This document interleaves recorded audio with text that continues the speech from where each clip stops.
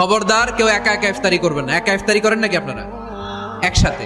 আল্লাহর হাবিব সাল্লাল্লাহু আলাইহি ওয়াসাল্লাম বললেন, কেউ যদি কাউকে ইফতারি খাওয়ায়, যিনি খাওয়ালো উনি রোজা রেখে যেই সওয়াব, খাওয়ানোর কারণে ওই সওয়াব। সাহাবারা বললেন, ইয়া রাসূলুল্লাহ, ইফতারি খাওয়ানোর মতো পয়সা তো আমাদের নাই। আল্লাহর হাবিব সাল্লাল্লাহু আলাইহি ওয়াসাল্লাম বললেন, ওয়ালাউ বি শারবাতিমা, যদি এক ঢোক পানি দিয়েও ইফতারি খাওয়া তবেও এই সওয়াব পাওয়া যাবে। ওয়ালাউ বি আযকা চিলাবান, এক ঢোক দুধ দিয়ে খাওয়ালো। ওয়ালাউ বি তামরা, একটা খেজুর দিয়ে ইফতারি করালো এই সওয়াব। সুবহানাল্লাহ পড়েন। দুই ভাই ইফতারি করতে বসছেন, আপনার প্লেট থেকে একটা পেঁয়াজু আপনার ভাইয়ের প্লেটে দিলেন, আপনার ভাই একটা খেজুর আপনার প্লেটে দিল, দুইজনের ইফতারি খাওয়ানোর সওয়াব হয়ে গেছে। সুবহানাল্লাহ কইতে পারলেন না? পারবেন সবাই? একসাথে খাবেন না আলাদা?